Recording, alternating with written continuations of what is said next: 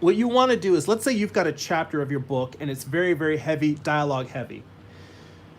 What I would try to do is because I'm all about the numbered list, make a list of 1 to 24. Now, you know what all of your dialogue is. Act as if you are telling the exact story, but there is no dialogue. If you have two characters having an argument, then write whatever it is that starts the argument. Let's say it was something that another character did. Maybe they hold up a physical object that relates to that character. And let's say the person they're fighting about, maybe it's a picture. They hold up a picture of this other person.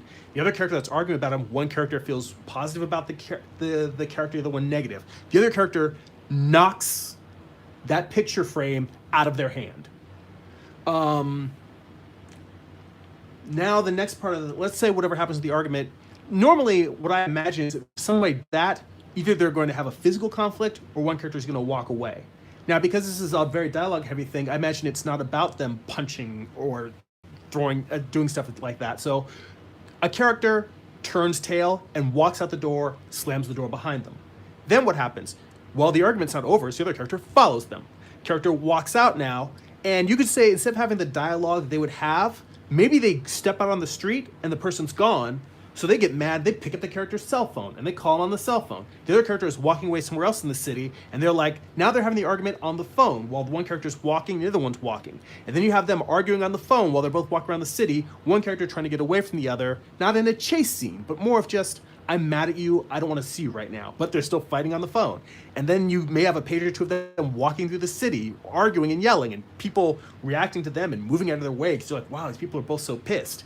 Or maybe one of the characters is a real jerk and kicks a dog as they walk because they're so angry. Or somebody like asks them for money and they shove them aside, whatever. The point is act like you don't have even if your story is all dialogue, that particular chapter, act as if you do not have dialogue to use. Act as if you're writing a silent movie. What are the things that happen that would convey this argument that the characters are having without dialogue? Then come back in and layer your dialogue over on top of that, and maybe you tweak it now to add in someone to incorporate some of the nuances that you figured out visually. But the point is that comics and film are not the same. You can do things in comic books that you cannot do in film. Same way you can do things in film that you can't do in comics. But what you can do, but the thing they both have in common is that they are visual storytelling mediums. Much like you can watch a film with the sound turned off and still figure out what's going on, if you have a really dialogue heavy scene, give the characters interesting things to do while that dialogue is happening. In fact, maybe what your approach should be is maybe you create physical events that they're engaging in that are in direct contrast to what they're arguing about or what they're talking about. Because it doesn't, I'm just using an argument as a starting point because it's conflict and conflict makes for a good story.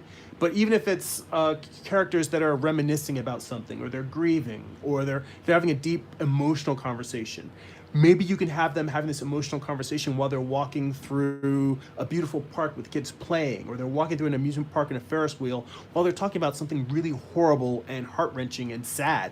Maybe they're walking through a petting zoo while this couple is talking about, like, maybe they had an infant child that passed away. And they're talking about that while they're surrounded by children, and it's gut-wrenching and it has an emotional impact to it.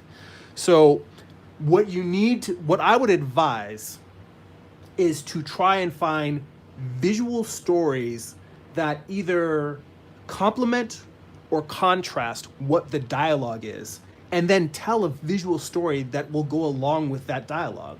That's how I would approach a very dialogue heavy or dialogue driven chapter.